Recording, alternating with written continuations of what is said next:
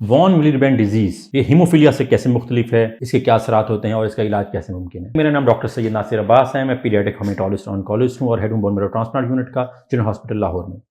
Von विलियरबैंड disease जिसे pseudo haemophilia भी कहा जाता है, ये हीमोफीलिया से कैसे मुख्तलिफ है। पहली चीज जो हीमोफीलिया से इसके मुख्तलिफ करती है कि हीमोफीलिया अमूमन सिर्फ लड़कों की बीमारी है, वो अमूमन मेल में होती है, बहुत कम चांसेस है कि फीमेल में हो। मगर वॉन विलियरबैंड डिजीज जो है वो बच्चे और बच्चियां यानी कि मेल और फीमेल दोनों में हो सकती है। हीमोफीलिया की तरह ये भी पैदाइशी बीमारी है, सिंस बर्थ होती है, पैदाइश के फौरन बाद होती है और अमूमन फैमिली से आ रही होती है। मगर हीमोफीलिया के अंदर, जिस तरह मैंने बताया, लड़कों के अंदर होती है और वहाँ पे लार्ज बड़े जॉइंट्स इन्वॉल्व होते हैं, नी जॉइंट इन्वॉल्व हो जाएगा, वहाँ पे ब्लीडिंग बार बार हो रही होगी, एंकल जॉइंट इन्वॉल्व हो जाएगा, एल्बो जॉइंट इन्वॉल्व हो जाएगा, यानी कि बड़े बड़े जॉइंट्स जो हमारे हैं वहाँ पर ब्लीडिंग के चांसेस ज़्यादा होते हैं। यस, वहाँ पर हीमोफीलिया की अगर हम बात करते हैं तो अमूमन ट्रॉमा के बाद किसी बड़ी कैविटी में ब्लीडिंग शुरू हो जाती है, जिस तरह पेट में हो गई। लेकिन वॉन विलियरबैंड यूजुअली ये थोड़ी सी मुख्तलिफ है हीमोफीलिया से, तो यहाँ पर अमूमन मिकोजा का मतलब है गम से ब्लीडिंग होनी शुरू हो जाएगी, नाक से ब्लीडिंग होनी शुरू हो जाएगी, बाज़-औक़ात स्किन के अंदर ब्लीडिंग होनी शुरू हो जाएगी। बच्चियाँ हैं तो जब उनके साइकिल स्टार्ट होंगे तो मेंस्ट्रुअल ब्लीडिंग बहुत ज़्यादा होनी शुरू हो जाएगी। तो ये यूजुअली मिकोजल ब्लीडिंग होती है इसके अंदर, एज कम्पेयर टू हीमोफीलिया जहाँ पर अमूमन जॉइंट्स और बड़ी जगहों पर ब्लीडिंग हो रही होती है। वॉन विलियरबैंड होता क्या है? असल में वॉन विलियरबैंड हमारी बॉडी के अंदर ही एक एंटीजन है, जिस्म के अंदर हमारे की लाजमी जुज़ है हमारे अंदर, जो पैदाशी तौर पर पैदा हो रहा होता है। और जब इसकी कमी हो जाती है पैदाशी तौर पर, ऑटोसोमल डोमिनेंट बीमारी यूजुअली होती है, जब इसकी कमी हो जाती है तो उसके नतीजे में ना हमारा फैक्टर 8 जो कि क्लॉटिंग सिस्टम है वो सही काम करता है, ना प्लेटलेट सही तरीके से काम कर सकते हैं। नतीजा ये होता है कि प्लेटलेट्स का फंक्शन यानी कि जो म्यूकोजल ब्लीडिंग है वो भी खराब हो जाता है और साथ हीमोफीलिया की तरह के साइन सिम्टम्स भी आने शुरू हो जाते हैं। वॉन विलियरबैंड डिजीज अगर किसी बच्चे या बच्ची में होती है तो सबसे पहले मरला उसको डायग्नोज करना होता है। वो हम कैसे करते हैं कि अगर किसी भी शख्स को बार बार, किसी बच्ची को बार बार म्यूकोजल ब्लीडिंग हुई चली जा रही हो, कभी नाक से ब्लीडिंग शुरू हो गई है, कभी गम से ब्लीडिंग शुरू हो गई है, स्किन पे ब्रूजेस बनने शुरू हो गए हैं, या मेंस्ट्रुअल साइकिल्स के अंदर बहुत हैवी ब्लीडिंग हो रही है, तो बाज़ मैं बताता चलूँ कि बाज़ औक़ात ये डायग्नोसिस वक्त होता है जब बच्चियों में साइकिल स्टार्ट होते हैं। तो फिर हम लोग वॉन विलियरबैंड लेवल्स कराते हैं।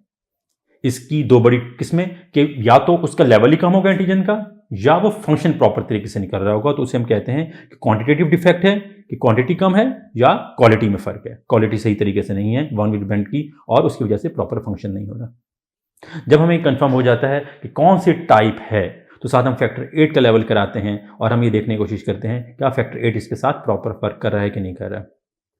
जब हमें एक दफ़ा टाइप मालूम हो जाती है तो इसका इलाज का मरला शुरू होता है। मैं एक बताता चलूँ कि अभी तक जीन थेरेपीज़ कुछ ऐसी अवेलेबल हैं दुनिया में करने की कोशिश की जा रही है जो इसका मुस्तकिल इलाज शायद साबित हों। अभी तक वॉन विलियरबैंड का कोई मुस्तकिल इलाज ऐसा सच नहीं आया। हाँ, हम इसे रोक सकते हैं। कैसे रोक सकते हैं कि हम कहते हैं कि अगर किसी बच्चे को या बड़े को जो कि वॉन विलियरबैंड डिजीज़ का शिकार है, तो अमूमन हम लोग सिंपल कंप्रेशन से, कि अगर नाक में ब्लीडिंग हो रही तो हम कहते हैं सिंपल कंप्रेशन से रोकने की कोशिश करें। अगर सिर्फ माइल्ड बीमारी होगी तो अमूमन उसी से रुक जाती है, या सिंपल ट्रांजामिन शुरू कर ली तो हम इससे निजात पा सकते हैं और ब्लीडिंग रुक सकती है। अगर किसी वजह से ब्लीडिंग नहीं रुक रही और बार बार हो रही है तो बाज़ का स्प्रेज अवेलेबल होते हैं, डेस्मोप्रेसिन के स्प्रेज अवेलेबल होते हैं, मगर वो डॉक्टर से पूछे बगैर, या वो मरीज़ जो दिल की बीमारियों का शिकार हैं उनको स्प्रे खुद ब खुद यूज़ नहीं करने चाहिए। डेस्मोप्रेसिन से बाज़ू का जो अगर माइल्ड लेवल कम होगा तो ज़रा ऊपर चला जाएगा और ब्लीडिंग स्टॉप हो जाएगी, रुक जाएगी। अगर इसके बावजूद भी ब्लीडिंग नहीं रुक रही तो फिर बने बनाए सिंथेटिक वॉन विलियरबैंड एंटीजन फैक्टर्स हमें मिल जाते हैं जो मार्केट में अवेलेबल भी हैं। अगर हम वो इंजेक्शन या किसी बच्चे को या बड़े को जो इस बीमारी का शिकार है उसकी सर्जरी प्लान करनी है, दांत निकलवाना है, कुछ और अगर सर्जरी प्लान करनी है, तो फिर हम पहले फैक्टर लगा के उसके लेवल के ऊपर ले जाते हैं, आप उसकी सर्जरी कर लेते हैं और उसके बाद ब्लीडिंग के चांसेस बहुत कम हो जाते हैं।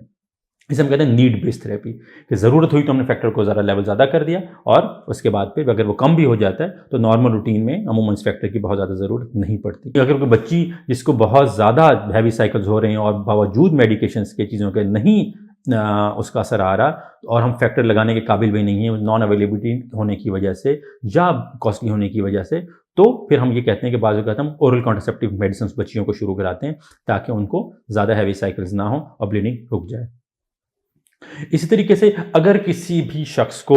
वॉन विलियरबैंड डिजीज़ का शिकार है और खुदा ना खास्ता एक्सीडेंट हो जाता है तो हम ये एडवाइस करते हैं कि अमूमन ये फैक्टर, अगर कोई बीमार है, इस बीमारी के साथ मुतासिर है, अमूमन कुछ ना कुछ फैक्टर अपने घर में महफूज रखे, और अगर वो महफूज नहीं है तो सिंपल ब्लड से निकला हुआ फ्रेश फ्रोजन प्लाज्मा या क्रायोप्रेसिपिटेट भी इस्तेमाल किया जा सकता है जो कि ब्लड बैंक में अमूमन अवेलेबल होते हैं। तो अगर किसी को बहुत इमरजेंसी हो और उसको कोई चीज़ और अवेलेबल नहीं हो रही तो सिंपल ब्लड से निकाला हुआ यानी कि खून की बोतल से निकाला हुआ फ्रेश फ्रोजन प्लाज्मा या क्रायोप्रेसिपिटेट भी इस ब्लीडिंग को रोकने में मददगार साबित हो सकता है। लेकिन वक्त के साथ साथ क्योंकि अब इसमें जीन थेरेपीज़ आ रही हैं तो हमें उम्मीद है इंशाल्लाह वक्त गुजरने के साथ इसका मुस्तकिल इलाज भी दरियाफ्त हो जाएगा। लेकिन अगर कोई भी बच्चा या बड़ा जिसको बार बार ब्लीडिंग हो रही है और उसको कोई और अलाम और कोई उसकी वजह सामने नहीं आ रही तो ज़रूर वॉन विली बैंड का टेस्ट कराना चाहिए, क्योंकि पाकिस्तान में काफ़ी कॉमन बीमारी है। हमारे पास बहुत बच्चे और बच्चियाँ इस बीमारी के साथ आते हैं और अगर इसको वक्त पर डायग्नोस कर लिया जाए तो हम किसी बड़ी कॉम्प्लिकेशन से बच सकते हैं। बहुत बहुत शुक्रिया।